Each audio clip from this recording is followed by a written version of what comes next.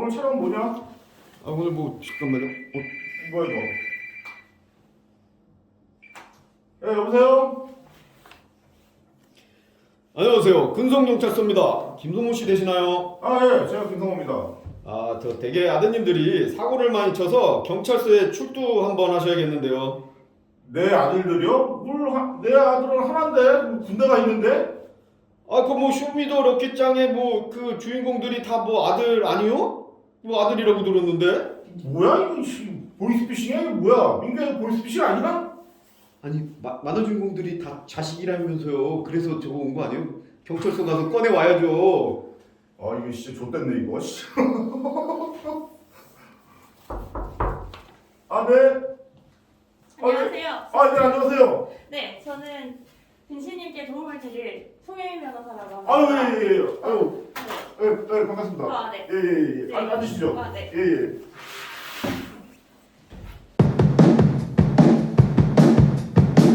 송혜미 변호사님 간단한 자기 소개 좀 부탁드리겠습니다. 아, 네. 저는 법률사무소 오페스의 대표로 있는 송혜민 변호사라고 합니다. 저는 엔터 쪽으로 전문으로 하고 있고요. 그리고 이제 소년 사건들 주로 하고 있습니다. 아, 대표님. 네. 자, 그러면은 그 만화의 장면들 한번 보면서 한번 얘기를 한번 들어보고 싶어요. 네. 여기 쇼미더 럭키짱에서 강건마가 전학 첫날에 이 카포에라를 쓰는 짱 강철산의 발을 밟아 다치게 하는 장면이 있거든요. 네. 근데 거의 다리가 부러질 거예요. 근데 뭐 네.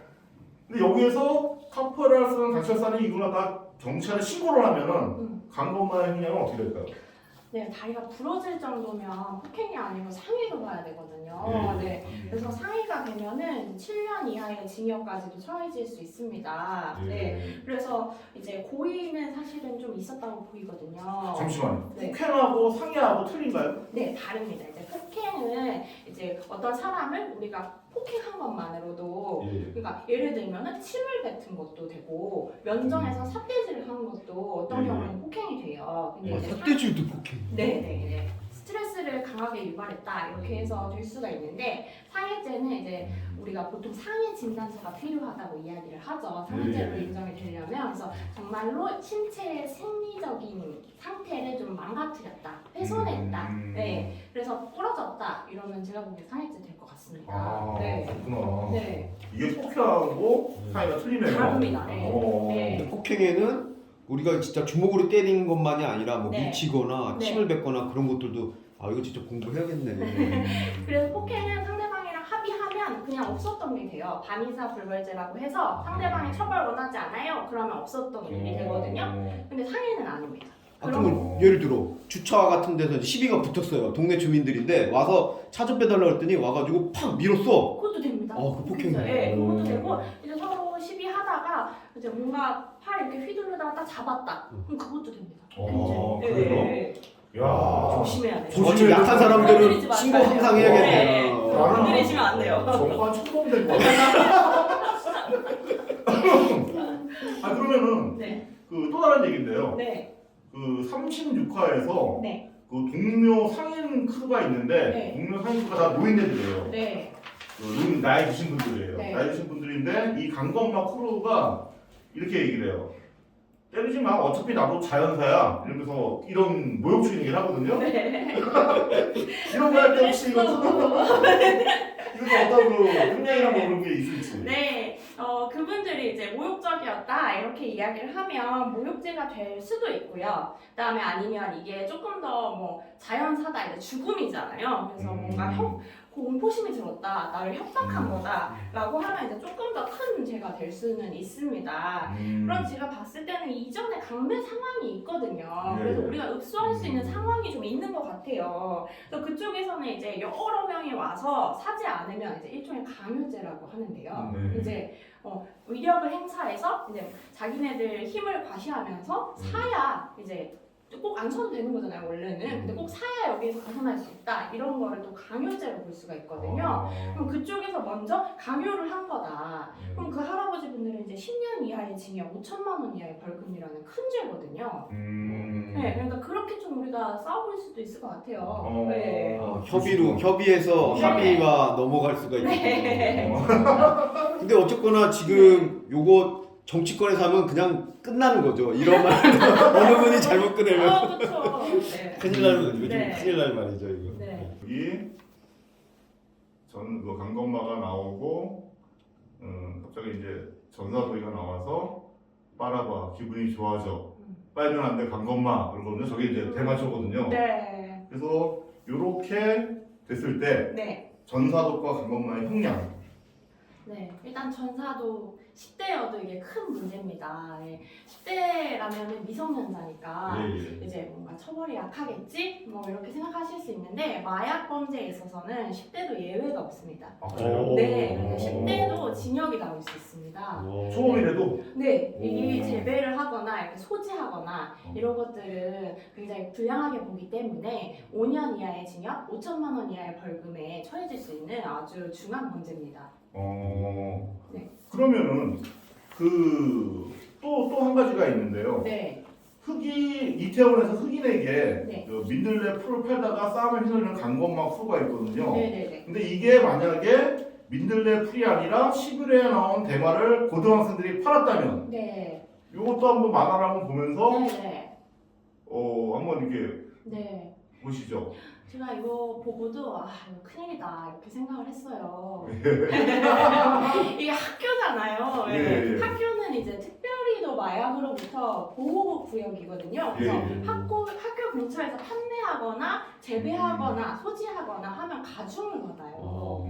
네, 그렇기 때문에 이거를 또 미성년자한테 팔았다. 그럼 이것도 또 가중되는 요소거든요. 예. 그렇기 때문에 이 판 사람은 아까 말씀드린 것처럼 징역이 나올 수 있는 그것도 예, 몇 년이 나올 수도 있는 중한 범죄고 일단 또 미성년자 만약에 이걸 폈다. 예. 그러면은 그런 경우에도 이제 1년 이상의 징역이 나올 수가 있습니다.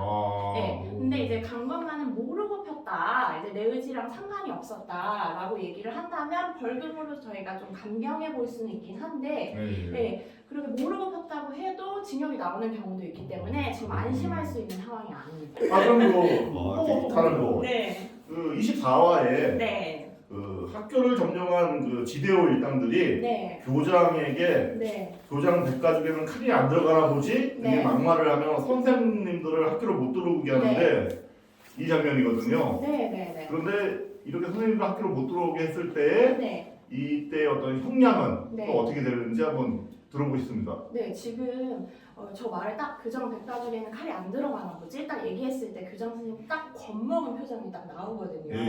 이게 협박이 될 수가 있습니다. 상대방이 공포심을 들게 하면 이제 협박이라고 저희가 그게 이제 청소년들이라고? 네, 청소년들이라도 더군다나 지금 여러 명이 있어요. 예. 2명 이상이 이제 이렇게 위력을 가했을 때는 특수 협박이에요. 또 하필. 네, 그래서 특수 협박이면 7년 이하의 징역이거든요.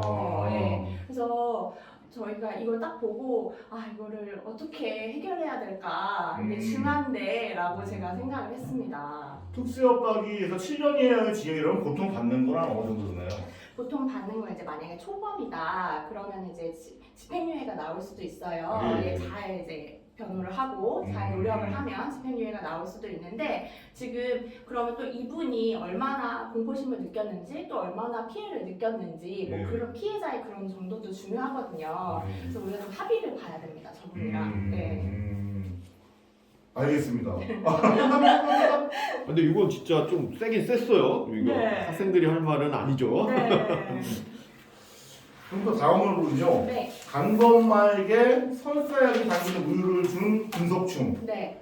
결국 배탈이라는 강건마. 네. 그리고 나중에 보면 사실 강건마는 분석충이 준 우유에 설사약이 탄 것을 알고 있기는 하다. 네. 요거에 대한 어떤 그 형량이 어떤지 좀 네. 알고 싶어요. 근데 괘씸하잖아요, 분석충이. 예. 네. 그래서 이제 그런 관점에서 이제 봤을 때 예.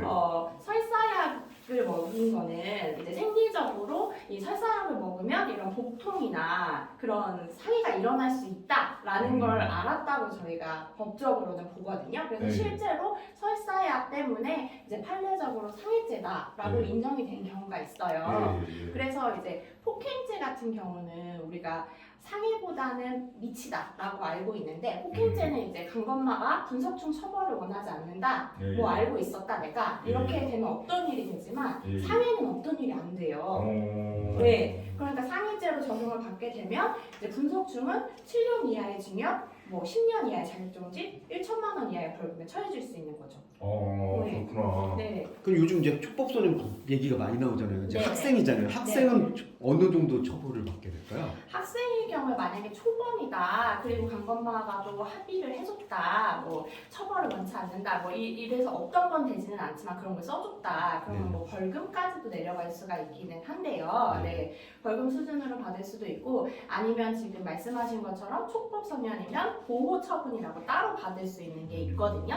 근데 지금 이 친구들은 형사적으로도 처벌을 받을 수 있는 나이예요. 아 그래요? 네. 진짜 궁금하다. 그 몇 학년부터예요? 네, 그게 10세에서 14세 사이는 이제 형사처벌을 안 받는데 만 14세가 넘어가면 이제 받을 수가 있어요. 형사처벌을. 네.